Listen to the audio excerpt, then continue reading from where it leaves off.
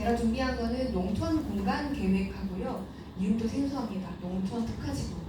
이 두 개를 법만 얘기하면은 조금 어려우시니까 사례를 좀 들어가면서 농촌 공간 계획이라는 게 뭔지에 대해서 말씀을 드리도록 하겠습니다. 예쁘게 넘어가네요. 그래서 농촌 공간 계획이라고 해서 두 가지 그림을 그려놓고 다음 강사님도 비슷한 그림이 있습니다. 지금 현재 우리 군산시 하면 제가 급하게 뭔가 자료를 하나 더 마침 딱 앉자마자 생각난 자료가 있어서 2022년도 3년도에 군산에 검토했던 자료가 있어서 제가 일단 시간이 혹시 되면 이어서 말씀을 드릴게요. 현재라고 하는 것은 우리 땅은 아니지만 지금 살고 계시는 집 주변 우리 마을만 봐도 다 못 보잖아요. 근데 실제 오늘 오신 리더분들께는 많이 요청을 드려요. 군산시 전체가 어떻게 하면 잘 살까? 군산시 전체가 어떻게 하면은 농촌에 살고 싶은 농촌을 만들까? 막 이런 걸 물어보시면 너무 큰 얘기인데 그냥 작게 우리 집 주변만, 우리 마을만, 리단위만 봤을 때 또는 우리 마을에서 면소재지를 갔을 때 어떻게 하면 조금 더 쾌적하게 우리 면소재에서 가서도 내가 필요한 서비스들을 잘 받을 수 있을까? 이런 고민들을 하실 겁니다. 저희 부모님이 전남 화순에 사시거든요. 전남 화순에 사시는데 동봉면이라고 해서 화순군에서도 면에서 가장 떨어져 있어요. 그래서 화순 읍으로 나가는 것보다 터널을 하나 지나서 순천으로 가는 게 훨씬 더 가깝습니다. 그래서 엄마가 뭐 마트 가서 하나로마트 가서 뭐 사와 그러면은 순천 주암에 가서 순천 넘어가서 마트도 가고 하나로마트가 요즘 6시가 되면 문을 다 닫아가지고 그나마 11시까지 하는 편의점이 있어서 편의점에 왔다 갔다 하고 최근에는 그래도 면소재지에 커피숍이 좀 생겨서 원래 커피숍 많이 가시더라고요. 근데 그렇게 생활 서비스와 관련된 살기 좋은 우리 동네 만들기라고 하는 것들은 지금까지 꾸준히 해왔던 20-30년 동안 해왔던 농촌 개발 사업의 과정입니다. 이 다음에는 그러면 어떤 거를 하느냐? 우리 지역 안에는 굉장히 많은 공장이라든지 저희 최근에 서수면에 뭐 공장하고 뭐 여러 가지 축산 문제들 많이 정비한다는 얘기도 있고 가까운 여기 일학양품 아직까지도 계속 뭐 논의는 하지만 아직 뭐 그 활용할 계획들도 아직까지는 방법을 못 찾으시는 것 같고 이렇게 중간중간에 시골에 와서 둘러보니까 어색한 그 환경들이 좀 있어요. 어색한 환경들. 이런 것들을 좀 정비해보자 라고 하는 것들도 있고요. 또는 최근에는 에너지와 관련해서 재생에너지로 제가 뒤에 설명드릴 신안군이라고 하는 곳이 아마 이번 대통령께서도 특별하게 관심을 갖는 재생에너지로 연금을 주는 지역이 있습니다. 그렇게 농촌을 이제 예전에 생활 서비스나 뭐나 이런 것들을 좀 충족하는 여러 가지 개발 사업 이외에 어떻게 하면 조금 더 소득을 좀 벌 수 있고 어떻게 하면 조금 더 눈에 환경적으로 어색한 어떤 시설들을 정비할 수 있을까? 그 공간에 대해서 공간을 재구조화, 구조를 좀 바꿔보고 그리고 재생할 건 재생하자 이런 계획입니다. 그래서 지금까지 알고 있었던 잘 사는 동네에서 조금 더 진보된 계획이다라고 하는 것들을 이제 고민을 하기 시작했습니다. 그래서 여기에 보시면 현재에는 여러 개 뭐 태양광 문제라든지 인구 감소하는 마을들도 마을마다 다 분산이 되어 있다면 이제는 조금 더 큰 단위로 공간을 좀 정비해보자, 재구조화해보자 또는 그거를 다시 한번 고쳐 써서 재생을 해보자 아니면 재구조할 게 하나도 없다면 우리가 갖고 있는 경관을 좀 활용해보자 부가가치를 올려보자 지금까지 다 했던 계획들을 법정 계획으로 묶어보는 그런 계획이 시작입니다. 이 법이 농촌 재구조화 말씀드렸듯이 어색한 것들 조금 농촌스럽지 않은 건물들이나 축산이나 이런 것들이 혼자 계시는 것보다 좀 단지화해서 뭔가 현대화하고 이렇게 해서 농촌 공간이라고 하는 것들을 재구조화해보고 재생하는 농촌 공간 재구조화 및 재생 지원에 관한 법률이 2023년 3월에 제정이 됐습니다. 이제 법이 만들어진 거예요. 2023년 3월에 제정이 되고 1년 뒤인 2024년 3월 29일 날부터 시행이 됐습니다. 벌써 1년 반이나 됐어요.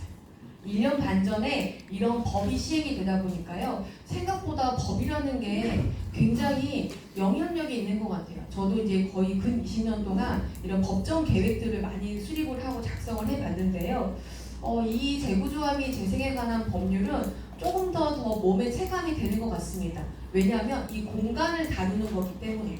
우리 리더님들, 주민분들 보시면 농업농촌 발전 계획들, 종합계획들 가서 심의도 하시고 계획도 보고 유통계획들 이런 것들 다 참여 많이 하시는데 우선 눈에는 잘 보이지 않아요.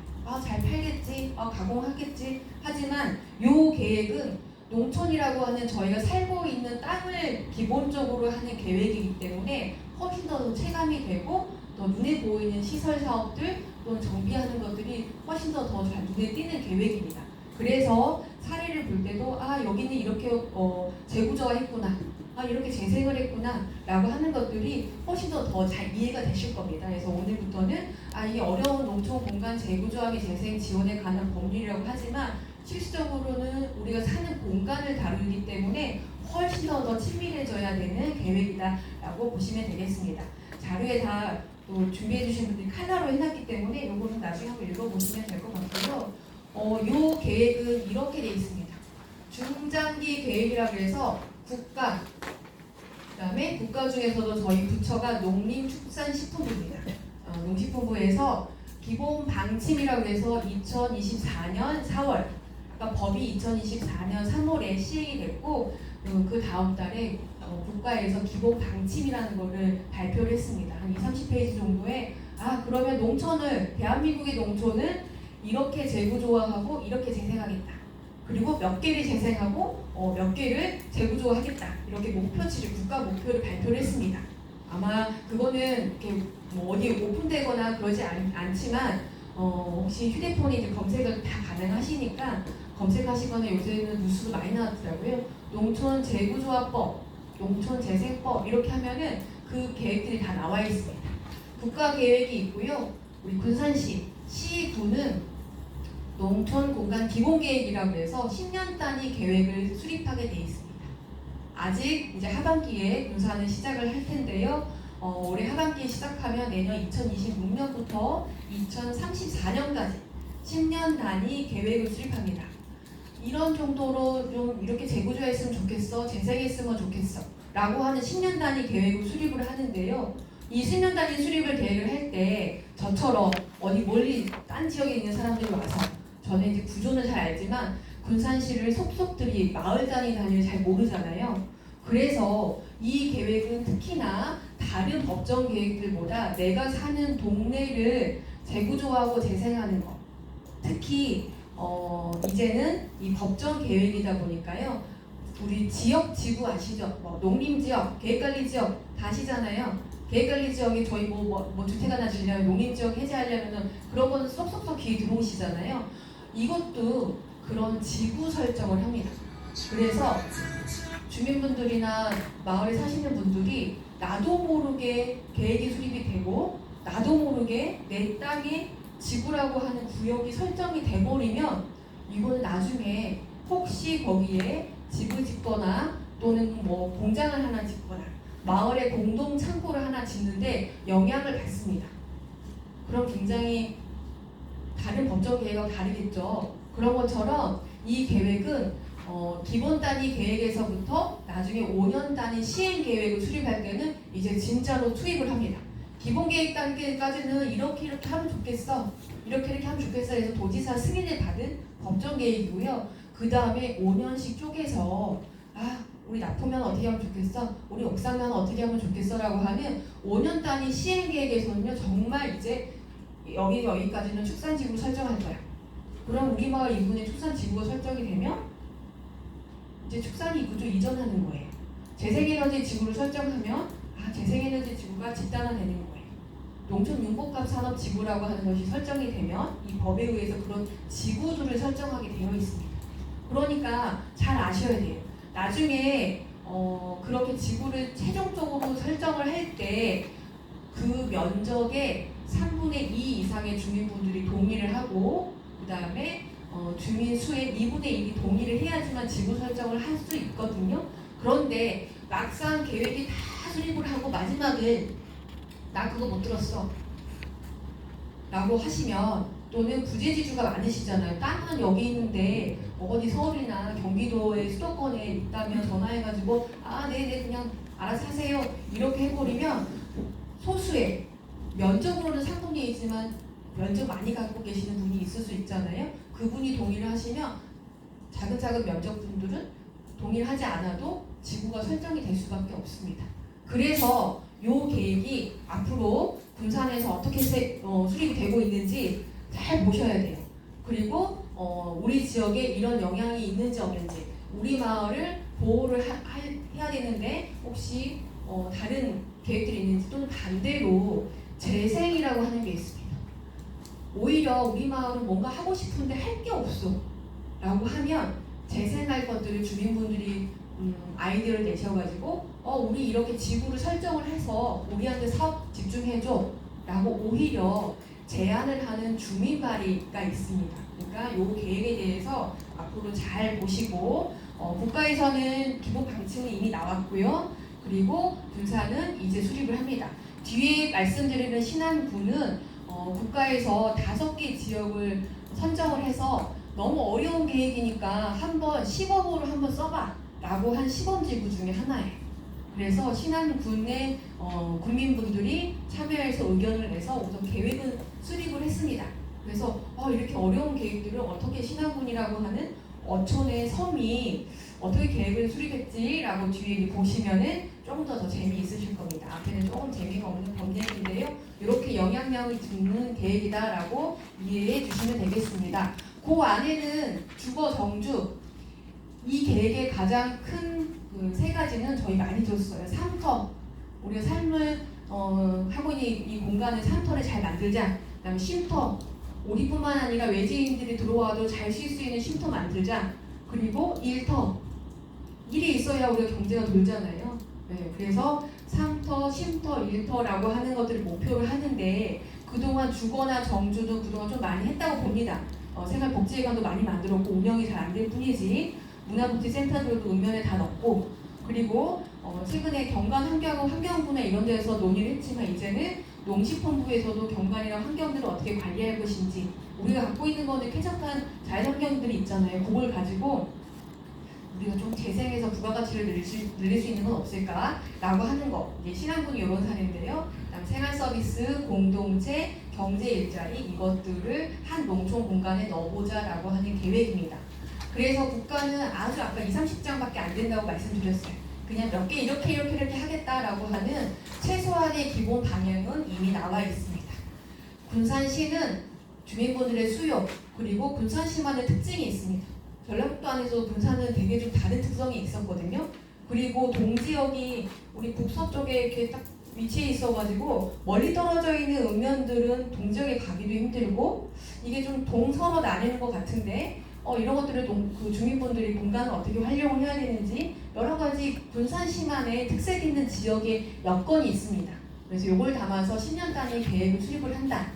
그러면 아까 말씀드렸듯이 주민분들은 이게 다른 계획과 다르게 내 땅에 내가 살고 있는 내 공간을 계획하는 거기 때문에 주민분들이 영향을 받는지 안 받는지도 스스로 감시하셔야 되고요. 또는 더 재생을 계획 수립가들이 우리 지역을 몰라가지고 이상하게 계획을 짜 그러면 안 되니까 주민분들이 스스로 제안하는 이런 계획들이 농촌 공간을 계획하는 이게 시작이다라고 보시면 되겠습니다. 그리고 이제 주민협정 같은 경우에는 이 지구를 지정을 하는데 인센티브가 있는 지구도 있어요. 다 이게 우리 피해만 주는 페널티가 있는 게 아니라 우리가 이렇게 잘 지킬 테니까 친환경 우리 농업협정처럼 우리 공간이 이렇게 잘 관리할 테니까 주민분들이 우리 스스로 협정을 할 테니까 우리 이 지역에다가 어떤 사업들을 좀 줬으면 좋겠다라고 하는 주민협정들과 같이 주민자치규약들 다 해 오셨고 해 봤지만 잘 안 되는 것들이 이제 법으로 다 규정을 해놨다라고 하는 겁니다. 근데 아마 다들 처음 들어보시는 얘기는 아니지만 실천하기가 어려워요. 주민분들이 다 협정하고 지켜내기가. 하지만 이제는 법정이 됐기 때문에 이런 것들을 천천히 하나씩 해봐야 된다라고 하는 거고요. 특화지구라 그래서 계획들이 그냥 특화지구 없이도 사업하는 게 있는데 조금 더 우리는 명확하게 구역을 정해서 뭔가를 하고 싶어 라고 하면 특화지구라고 하는 것들을 이용을 해도 됩니다. 그 특화지구에는 뒤에 이제 제가 몇 가지, 7가지 유형을 말씀을 드리겠습니다. 그리고 5년 단위 계획을 수립을 하면 지금도 군사는 농촌협약이라고 하는 것을 통해서 아마 읍면에 그 복지 다목적 센터라든지 이런 것들을 짓는 사업들 면 단위는 40억, 그다음에 대야나 이런 데는 60억, 이렇게 우리 오일장이나 이런 거 하시잖아요. 그런 사업들을 지금 하고 계시는데 이것도 마찬가지로 5년 단위로 하면은 농촌 협약이라고 해서 농식본부에서 패키지로 사업을 지원을 합니다. 결국은 이런 주민분들의 의견이나 참여가 없으면 모든 지자체는 이 농촌 협약에서 사업비 많이 받아야지 이런 생각만 하세요. 그래서 막상 사업비가 들어오면 그거를 집행해야 되고 이행해야 되는 거는 주민들의 몫으로 돌아옵니다. 우리 그렇게 사업비 많이 필요하지 않은데도 무슨 국비가 있어야 지방 매칭이 되니까 국비 위주로 사업들을 편성할 수밖에 없어요. 저 같은 용역사도 용역비 굉장히 많이 줬는데 용역비에 보답이라도 하듯이 국비 이런 것들 많이 책정합니다. 이렇게 하면 이렇게 받을 수 있고요. 그래서 브로커 마냥. 그래서 아마 저희가 컨설팅이라 그러면 사기꾼들 그런 것 같아요. 브로커 마냥 내가 이 정도 받았으니까 저도 그 생각하거든요. 용역비만 받고 다 비예산 사업으로 집행해 놓으면 누가 좋아하겠어요. 저 시장님 앞에, 부장님 앞에 발표하는데 그래서 얼마나 예산 받아올 수 있어요? 그러다 보면 주민분으로 다 빠지고요. 농촌 협약을 위한 사업, 나중에 그 사업비 왜 받아왔는지도 모르겠고 어떻게 집행해야 되는지도 모르겠고 이런 일들이 지금까지 진행을 해왔죠. 또 군사는 그렇지 않은 다른 지역의 이야기입니다. 그런 것들이 너무 많기 때문에 주민분들이 이런 법에 대한 거 이제 시작했구나. 군사는 아직 시작을 하지 않았으니까 이제 유심히 보시고 농촌 공간 계획, 재구조화, 재생하면 이제 귀 쫑긋 하셔가지고 우리 지역이 무슨 영향이 있는지에 대해서 관심을 가져주셨으면 좋겠습니다. 방금 말씀드렸듯이 국가는 10년 단위 방침을 발표했고요. 그 다음에 지자체는 10년 단위 계획, 5년 단위의 투자 계획을 수립을 하고 이 투자 계획을 농식본부 장관하고 협약을 해서 사업비가 내려오는 이 구조로 되어 있습니다. 이미 한번 농촌 협약이라고 하는 설명에 2023년 4년에 오셨던 분들은 똑같은 구조입니다. 그런데 그때는 법정 계획이 아니었어요. 그리고 10년 단위가 아니라 20년 단위였어요. 20년 단위. 그래서 20년 단위니까 앞으로 20년 뒤에 우리 마을에 어떻게 될지 너무 먼 미래다 해서 10년으로 조정을 해서 법정 계획에서는 10년으로 조정했습니다. 그래서 지금 하고 있는 거를 법으로 좀 제도화했고 우리 국토부에서 무슨 지역, 무슨 지구, 도시지역 이런 거 한 것처럼 이제 특화지구라고 해서 우리 농촌만의 지구를 지정하겠다라고 하는 것으로 조금 더 구체화됐다라고 아주 간단히만 이해해 주시면 되겠습니다. 그래서 중앙정부, 시도, 이 법정계획은 도지사 승인입니다. 그래서 지난번에는 법정계획이 아니어서 20년 단위 계획을 수립을 하고도요 5년 단위 투자계획에서 누구나 한 번도 열어보지 않으셨을 거예요. 그때 20년 단위 계획서를 제가 수립을 했는데 군산시 거를 어렵게 분석하고 어디 책상에서 이런 방법도 왜냐면 자문위원분들이 어떤 방법론으로 분석을 했느냐 이런 자문을 해주셔서 그 안에 군산에 맞게끔은 저도 잘 썼다고 생각을 하고 경쟁에서도 군산이 생각보다 다른 지역보다 먼저 선정이 됐거든요. 그런데 잘 모르겠어요. 그게 최근에 회원 거랑 어디 이제 면 소재지에 사업이 들어갔던 것들이 이제 그 피임분들이 하시면서 군산이 사업 좀 잘 진행 안 되는 읍면들이 있다라고 얘기하셔서 그때 이후로 그 계획이 왜 어떤 일환으로 지금 사업비가 들어갔는지에 대해서 이런 교육들이 군산에서 조금 자주 있었으면 설명을 드릴 텐데 우선은 아직 사업만 좀 있는 것 같아요. 그래서 이번에는 이제 도에서 쓰기는 하고 계속 법적으로 검토하는 절차가 있습니다. 그래서 이번 계획은 한번 수립을 하면요 매년 평가를 하게 돼 있고 또 심의위원들도 굉장히 단계별로 돼 있어서 주민분들께서 이전의 계획들보다는 훨씬 더 공람, 열람 이런 것들이 고시 이게 다 홈페이지에 의무사항으로 들어가 있거든요. 그래서 예전보다는 훨씬 더 주민분들이 궁금하신 부분들을 편하게 좀 볼 수 있다라고 하는 부분입니다. 그 안에서 조금 이제 군산에 좀 고민을 해야 되는 게 있는데요.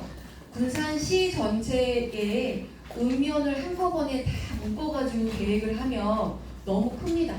또 군산하면 동쪽하고 서쪽하고 조금 성향이 좀 다르시잖아요. 네. 그런데 일전에 20년짜리 계획은 군산시 전체를 묶어가지고 우리는 군산시는 성격이 하나야 라고 해서 20년 단위 계획을 수립을 했습니다. 네. 그런데 이번에 계획은요, 이렇게 한 시군은 하나로 묶지 말고 최소 2개로 쪼개서 5년 계획을 따로따로 수립하라고 되어 있습니다.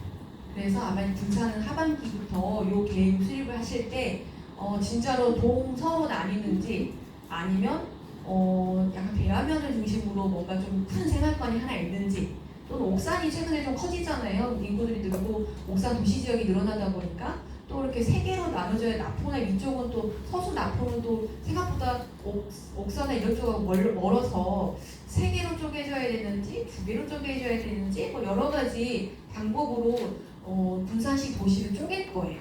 왜냐하면 10년 단위 계획도 굉장히 장기 계획인데 군산시 전체를 하나로 놓고 보면 너무나 큰 어려운 성격이 다르기 때문에 그 계획의 단위를요, 그 지역 단위를 이름이 너무 어렵습니다.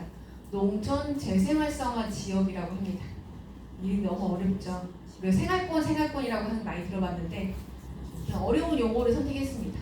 생활권이라고 하는 용어가 국토부에서 우리 그 도시계획 이런 데 하시는 뭐 엔지니어 측량하고 하시는 분들이 생활권이라고 하는 얘기를 우리가 이렇게 많이 들었는데 용어가 동일하다고 쓰지 말래요. 그래서 농식품부에서는 이게 재생계획이니까 농촌 재생 활성화 지역이라고 하는 것들로 나눕니다. 그래서 5년 단위 투자 계획은 이렇게 재생 활성화 지역 단위로 묶입니다. 쪼개는 것부터. 그래서 나중에 우리가 지금 오시는 지역이 어느 재생 활성화 지역하고 같은 성격인지 이런 것들이 이제 아마 용역사나 여기서 막 조사를 할 거예요. 근데 굳이 뭐 조사를 하지 않아도 딱 보면 알잖아요. 주민분들 보면 여기하고 여기는 이렇게 같이 좀 왔다 갔다 하고 도로도 나 있고 여기까지는 물로 좀 나눠져 있고 아시잖아요. 그렇게 대략 주민분들은 척하면 아는 건데 전문가들이나 박사님들은 어떤 근거로 어떤 논리로 이렇게 나누는지 다 근거를 대라고 해요. 그래서 그런 작업들이 불필요한 작업들이 이제 하반기에 시작을 할 건데 그때 농촌 재생 활성화 지역이다라고 하는 것들이 구분을 보시면 된다. 네. 그래서 미래에는 이렇게 하나의 재생 활성화 지역의 특화지구라고 하는 이런 것들을 좀 체계적으로 담는 것. 어떻게 보면은 10년 안에 다 해낼 수 없습니다. 제가 봤을 때 10년 안에 단 하나도 이런 모델로 만들기가 어려워요. 제가 지금 신안군을 올해 들어서 지금 3년째 해보는데요. 그럼 벌써 이제 7년밖에 안 남았거든요. 아직 첫 싹도 못 떴어요. 이걸 하기 위해서 아직 법도 많이 다시 개정도 해야 되고요. 준비가 아직 안 됐습니다. 그래서 이런 것들을 이제 군산에서도 한 군데 정도 모델을 좀 나눠보고 우리 지역이 지금 오신 곳이 뒤에 이제 사례를 말씀드리면 우리도 저기 좀 해볼 수 있겠다 라고 하는 그래서 우리 이제 자녀들한테 또는 이제 외지인들한테 여기 오면은 그래도 3도 1도 쉼터가 있다 라고 하는 것들을 조금 모델을 만들어 주시는 게 되게 중요합니다. 하나라도 모델이 있어야 막 쫓아가는데 아직 대한민국에 이 법에 의한 이런 모델이 없습니다. 그래서 여기저기서 그 모델을 하려고 도전을 많이 하시는데요. 쉽게 주민분들이 더 스스로 나서서, 왜냐면 내 땅 내 공간이잖아요. 그렇게 무겁게 가니까 너무 힘들어요. 계획이고 그냥 사업이고라고 하면은 더 좋을 텐데 이 사업을 모르시는 토지 소유주분들이 더 많으시거든요. 땅을 기준으로 하는 계획이기 때문에 그래서 사례를 좀 말씀드릴게요. 그 지구의 종류에는 농촌 마을 보호지구라는 게 있는데요. 특히 이제 요게 가장 주민분들이 또 저희 아까 초대 얘기했던 저희 어머니께서 욕을 듣고 우리 마을도 농촌 마을 보호지구로 좀 묶었으면 좋겠다라고 저한테 전화 주셨어요.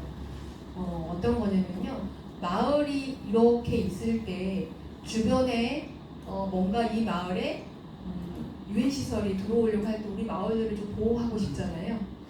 사례로 저희 집이 아까 하수구 동동면이라고 그랬는데요.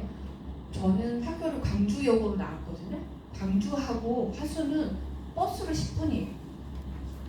5.18 때 하순을 등하는 터널이 딱 하나만 있어요. 강주에서 하순으로 오는 길은 딱 하나예요.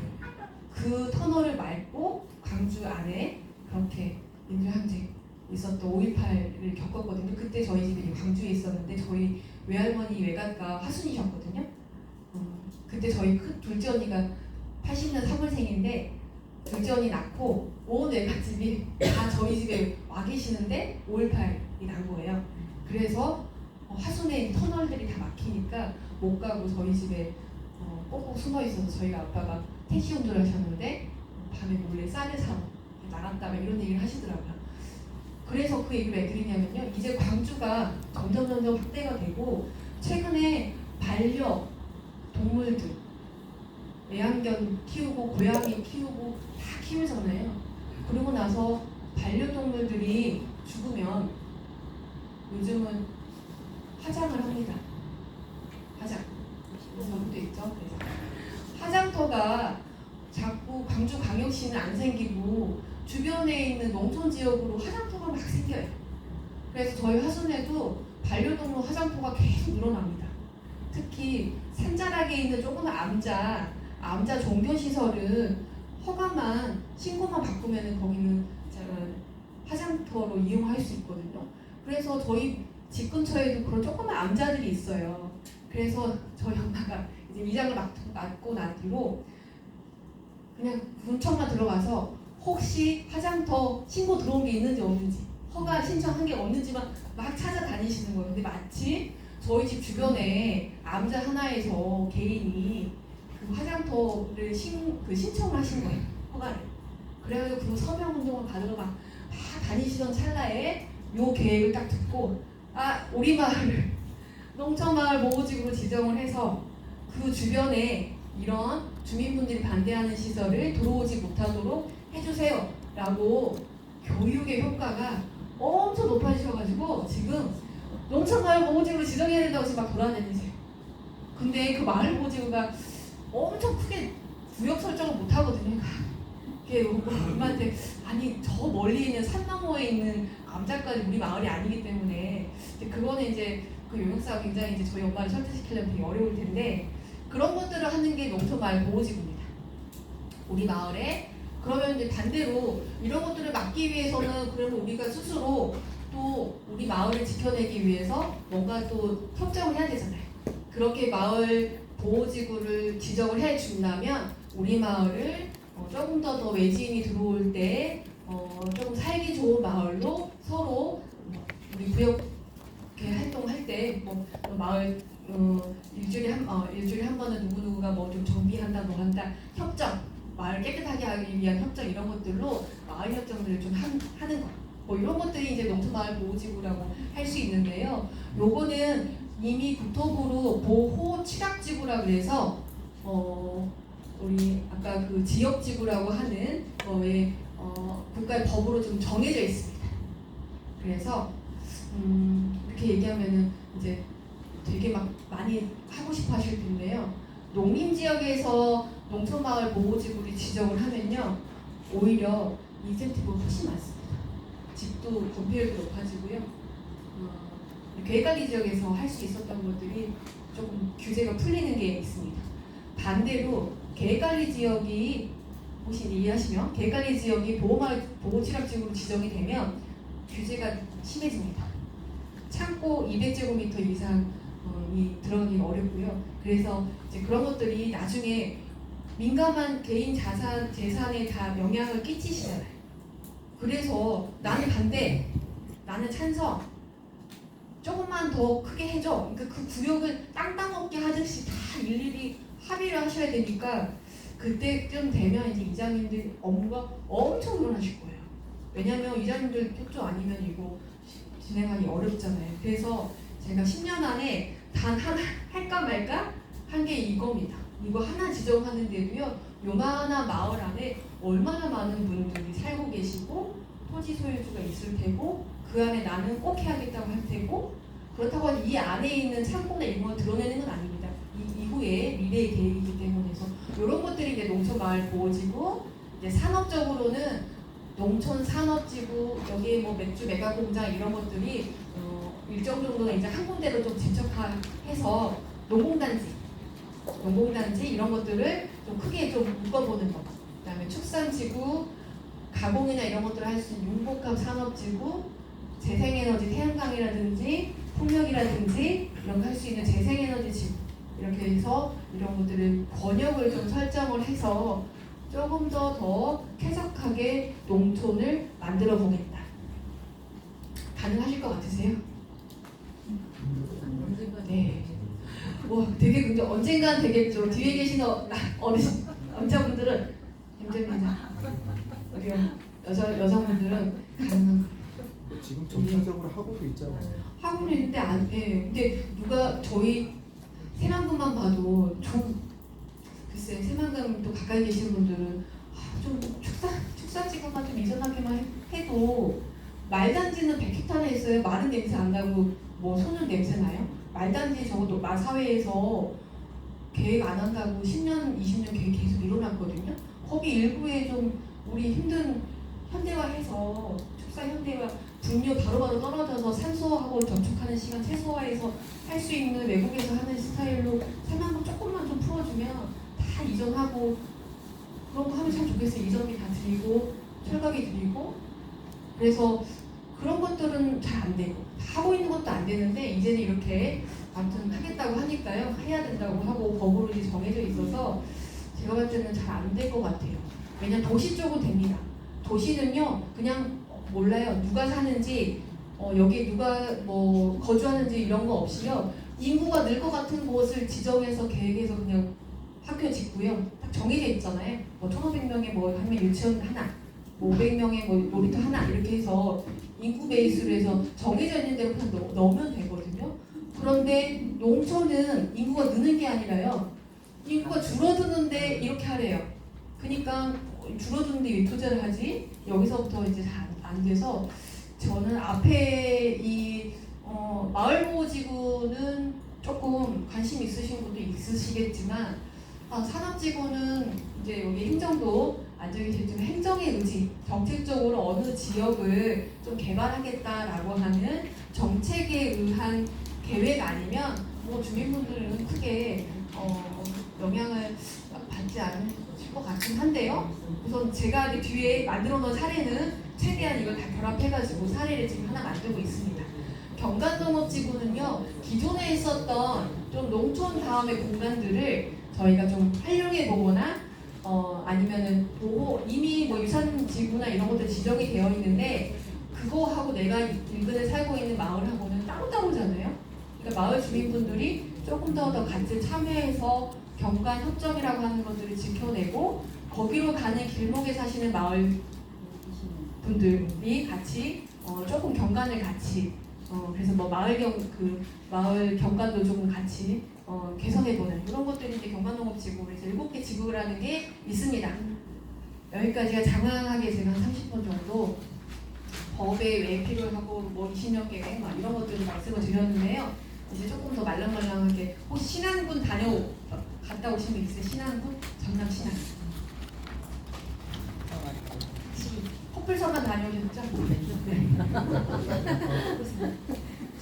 저희 엄마 아빠 작년에 신안 커플서 다녀오셨는데 제가 한 번은 그 분산 여기 신시도 한번 다녀오시고 다음 달은 그 커플섬 다녀오시다 그랬는데 제가 그래서 어느 도로를 갔냐고 천사대교랑 이런 거 건너가는 거 갔냐고 물어봤어요. 그랬더니 아무도 못 봤대요.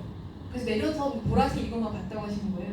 아니 그러면은 그걸 봐야지 왜 그랬더니 아니 커튼 닫혀놓고 안에서 뛰고 안에서 뛰느라고 내리세요 하면 내려보고요. 또 타면 또 뛰고 그래서 제가 마을 입구에다가 놓고 뛰지 뭘 이렇게 멀리 가서 뛰냐고 동영상이나 사진 보면 그 버스 안에서 이렇게 이런 사진만 있어요. 이렇게 뭐 경관을 찍은 것도 없으시더라고요. 그래서 많이들 갔다 오시는 게 여기 보라색 커플섬 여기를 가셨는데 아마 책장박 안 보셨으면 어떻게 가셨는지 또 열심히 뛰셨던 분도 계실 수도 있습니다. 신안은 아까 말씀드렸듯이 제가 2023년 말에 신안군하고 이제 계약을 하고 실적으로 2024년 딱 1년 반 전부터 이 농촌 공간 지금 말씀드렸던 계획을 수립하러 갔던 지역입니다. 저는 사무실이 전주고요. 전주에서 지금 2012년도부터 계속 전주에서 살고 있어요. 집도 화가지고 전주이고. 근데 뭐 전남이 집이니까 어렸을 때 신안군을 가보긴 가봤거든요. 그런데 1년 반 정도 신안군을 하면서 신안군이 이렇게 아름답고 예쁘고 너무 좋은 곳이 온 것 같아요. 지난주도 2박 3일 동안 신안군에 3일 동안 하나, 둘, 셋, 넷, 다섯, 여섯, 일곱 개의 섬을 배로 왔다 갔다 하면서 직원들하고 직원 9명이 정가 10명이 신안군에 3일 동안 체류하면서 그냥 곳곳 살펴봤습니다. 그 정도로 이제 애정이 많이 가진 지역인데요. 이 지역은 지금 농식품부가 관리하는 지역이 아니라요. 어촌, 해수부 관할 지역입니다. 그런데 해수부 관할 지역이 왜 농식품부에 농촌 재구조화 재생 이 계획을 수립해? 라고 이제 궁금증이 가실 텐데요. 요게 법정 계획이다 보니까요. 농촌 지역은 다 쓰게 돼 있어요. 농촌 지역은 법정 계획을 써야 돼요. 그러면 다시 또 저같이 괜히 박사라고 하니까 그것도 그럼 농촌 지역이 뭐지? 도대체 얘는 어촌인데? 농촌 지역이 뭐길래 여기 어촌 지역도 쓰냐? 그냥 농촌 지역은 다시 말처럼. 마지막. 근데 그거 맞습니다. 전남 22개 시군 중에서요. 1, 2, 2 농업 생산 종이채소를 다 생산되는 지역이에요. 근데 법적으로 그냥 읍면이 있으면 농촌이에요. 읍면. 주소예요. 읍면이 농촌 지역이에요. 그러니까 여기도 읍면이 있거든요. 이게 참 이상해요. 어촌 지역인데 읍면은 당연히 있죠. 농촌이라고 하는 정의가 읍면이 있으면 농촌입니다. 그래서 얘도 어촌이지만 앞에 좌우면, 읍면이 다 있으니까 그래서 법정 계획을 수립하는 범위에는 들어갑니다. 그래서 저희가 5개 지역에 이렇게 너무 어려우니까 시범적으로 계획을 한번 수립을 해봐 라고 한 지역 중에 하나가 신안, 나주, 전북 순창, 그 다음에 충남 부여, 충남 당진 이 5개의 지자체가 작년 2024년 2월부터 해서 가장 최근까지 농식품부에서 발표회 다시 써 이 계획을 계속 해가면서 계획을 수립을 완료를 했고 신안군은 전남 도지사 승인이라고 했잖아요. 도지사 승인을 지난달 말에 받아서 아마 이번 주 다음 주에 이제 고시라고 하는 법적으로 홈페이지든 부동산 원이든 어느 집 사이트에 주민분들에게 그 계획서가 다 고시가 됩니다. 법정 계획이기 때문에 그런 거를 했던 지역입니다. 처음에 이 지역을 딱 받고 나서 저는 이제 그런 걸 많이 보거든요. 특히 군산할 때도 그랬어요. 제가 그 군산하기 전에 김제시도 계획을 해봤거든요. 김제시, 군산시 2개를 연달아서 제가 이런 법정 계획을, 농촌 계획들을 감사합니다. 다들 약간 보이실 때 깜깜해져가지고 제가 잘 안 보여요. 그래서 눈을 깜빡깜빡 하시는지 졸려서 뻑뻑뻑 하시는지를 모르는데 정신이 좀 빠뜨셨죠? 전 쉬는 시간 없이 쭉 가겠습니다. 그래서 보는데 제가 제일 먼저 보는 게요. 되게 아무것도 아닌데 지도가 좀 예쁘게 나왔으면 좋겠어요. 저는 책을 만드는 사람인데요. 분석해서 책을 만들잖아요. 맨날 뭐 보고서만 쓰니까 책을 만드는데 책이 좀 예쁘게 잘 편집되면 좋겠는데 지도가 참 안 예쁘게 나오면 제가 예쁘게 열심히 노력해도 책이 잘 안 예뻐요. 군산도 분석하는데 동지역이 약간 북서쪽에 이렇게 치우쳐 있어가지고 되게 예쁘지 않더라고요. 그래서 제가 다음에 혹시 제가 농촌 공간 계획을 한다면 동지역이 시라면 동지역이 한가운데 있고 예쁘게 그 다음에 이런 A4 용지에 예쁘게 잘 담기는 지도가 예뻤으면 좋겠고 읍면 개수가 몇 개 안 돼가지고 제 일이 좀 줄었으면 좋겠다 이런 생각을 항상 바라고 있었는데 최악의 동네를 만났습니다. 읍면 하나하나가 개구리밥처럼 바다 위에 둥둥둥 떠있는 지역을 이제 들어갔어요. 바다 면적까지 다 합치니까 서울시 한 22배가 된대요. 엄청 넓어요. 그래서 제가 이 안에 너무 지도가 너무 넓어서 이 안에 몇 개가 있는지 잘 보이시지도 않아요.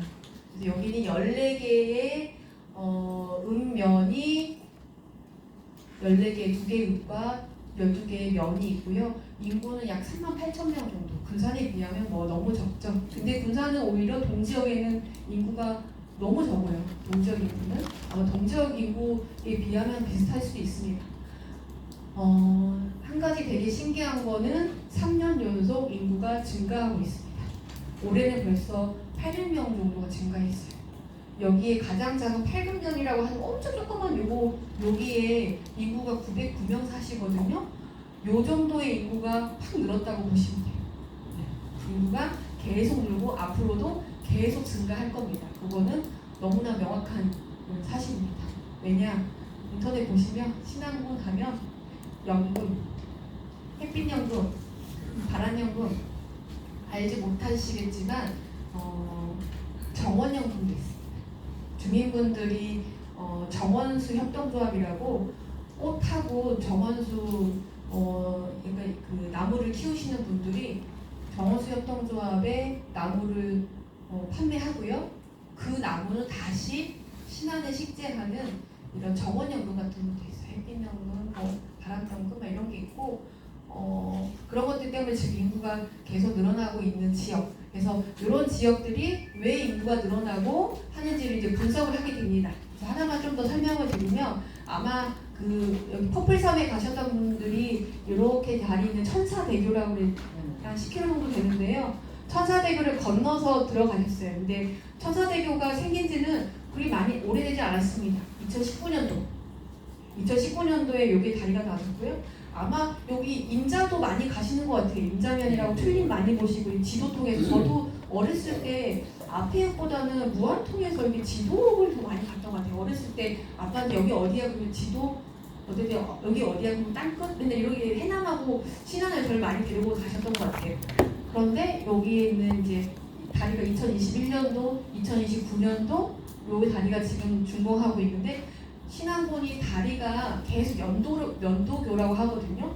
연도교가 난 지가 그리 오래되지 않았습니다. 그리고 군청도 목포에 있었어요. 그래서 2011년도에 군청이 여기 앞에 읍이라고 하는 곳에 군청이 이전을 했습니다. 그래서 뭐 우리의 읍 소재지, 군청 소재지 이런 개념이 없어요. 주민분들은 지금도 목포로 배 타고 다 나가시지 뭐 이렇게 군청 소재지에 뭐 행정부 보러 다니지 않으시거든요. 그런데 특이한 게 다리가 딱 나자마자 제가 여기 빨간색 표시해 놓은 게 뭐냐면요. 최근 한 10년 안에 땅값이 올라갔대요. 땅값이. 다리가 나니까 당연히 사람들이 이제 막 관광 효과가 있어서 막 오시잖아요. 오시니까 땅값이 가장 첫 번째 딱 듣는 요 안태면이라고 하는 곳에 땅값이 다 올랐습니다. 그리고 여기 퍼플섬이나 안전 여기가 땅값이 많이 올랐고요. 최근에 여기 자원이라고 해서 대파 특구 가면 대파만 있지 여름 대파가 엄청나게 지나는 갔더니 다 대파예요. 그다음에 로지 스마트팜 저희 스마트 관수로 좀 건조하면 자동으로 물 주고 하는 정말 농업 지역입니다. 여기가 요즘 최근에 땅값이 많이 올라요. 왜냐하면 여기 증도 태평연전이라고 염전이 엄청 큰 염전하고 제가 여기 배를 타고 갔거든요. 배싸기 1,000원입니다. 신안은 버스 여객선 공영제로 좀 주요한 곳에 여객선도 신안군에서 운영해요. 워낙 배들이 많이 필요하니까 그래서 1,000원만 내고 왔다 갔다 하는 곳인데 여기는 땅값이 많이 올랐다. 그래서 공간 계획할 때 여기는 땅값이 많이 올랐고 그리고 이제 이거 보면 막 메모하시기 시작할 겁니다. 인구가 늘어나는 지역이 있어요. 어디가 인구가 늘었다. 여기 연두색으로 칠해진 곳이 인구가 늘었거든요. 신안군이 올해 800명이 늘었는데 작년에도 한 130명 늘었고 그 전에 170명 늘었고 계속 느는 곳이 는 데만 늘어요. 왜 느냐면요. 햇빛연금이 나오거나 돈이 좀 많이 나오는 햇빛연금은 다 주는 게 아니라요. 그 안에서 생산된 태양 발전 시설의 용량을 가까운 태양광 발전 시설에 가까운 분들을 차등해서 주민분의 n분의 1로 줍니다. 그게 현명한 거잖아요. 그래서 태양광 발전 시설이 없는 곳은 안 주고요. 태양광 발전 시설이 이렇게 있는데 인구는 얼마 안 살아. 그곳이 많이 나옵니다.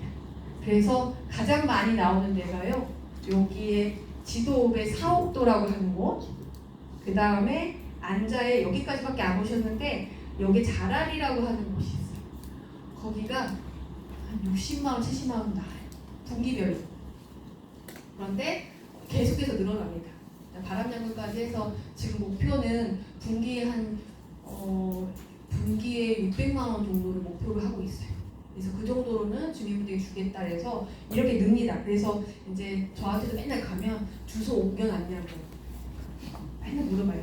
그래서 이 800명 는 게 실거주자가 는 게 아니라 주소지를 많이 옮기는 분들이 늘었을 거다라는 게 거의 사실인 것 같아요. 왜냐면 제가 그때 어느 이장 회장님들 모이는 데를 갔더니 어떤 분 책상에 이렇게 다 안내 문구도 많이 받으시잖아요. 뭐 봉투가 어떤 분은 한 20, 30개 있고 어디는 봉투가 하나 있고 봉투가 있더라고요. 그래서 뭔가 하고 뒤에서 유심히 봤어요. 제가 그 실태를 봤는데 햇빛 연금은 그냥 주민분들에게 다 주는 거고요. 햇빛 아동수당이라는 게 있어요. 어린이 한 명당 60만 원, 2명이면 120만 원. 그런데 이거를 통장으로 입금해주면 좋은데 이거를 지역 화폐로 60만 원을 봉투에 담아가지고 이장님들 책상에 다 올려놨어요. 갖다 주라고. 이건 참 어느 분이 한 20, 30명 갖고 있는데 갑자기 거룩화를 내시면서 여기 안에 내가 아는 단 한 명의 아이도 없다. 나는 이거를 가서 우리 마을에 찾아줄 엄두가 안 난다. 누가 누군지 모르는데. 그러니까 햇빛연금으로 주소지도 옮겨놨지만 아이들도 이렇게 옮겨놨는데 그 아이들이 어느 학교에 등록되어 있어서 주는 게 아니라 그냥 주민등록이 들어가 있으면 주는 구조로 이렇게 되어 있어요. 그러다 보니까 아마 제가 이제 어디 가서 이런 얘기를 농식품은 어디 가서 하지 않고 잘 되고 있어요 라고 하지만 제가 이제 워낙 저는 한번 지어줘 하면 굉장히 여기서 살아보자 하는 그래야 제가 주민분들만큼 어디가 좀 더 지정락 어디를 좀 개발해야 되겠고 어느 동선으로 한번 가봐 이렇게 알려주시는 걸 잘 해보는 체질인데 그런 것도 좀 봤어요. 그래서 약간 좀 씁쓸하긴 한데 그래도 기정사실입니다. 이렇게 연두색으로 되어 있는 곳이 그나마 조금 돈이 나오거나 이게 다 얼마씩 나온다고 지난주까지도 제가 자료를 받아왔는데 그런 곳으로 혹시라도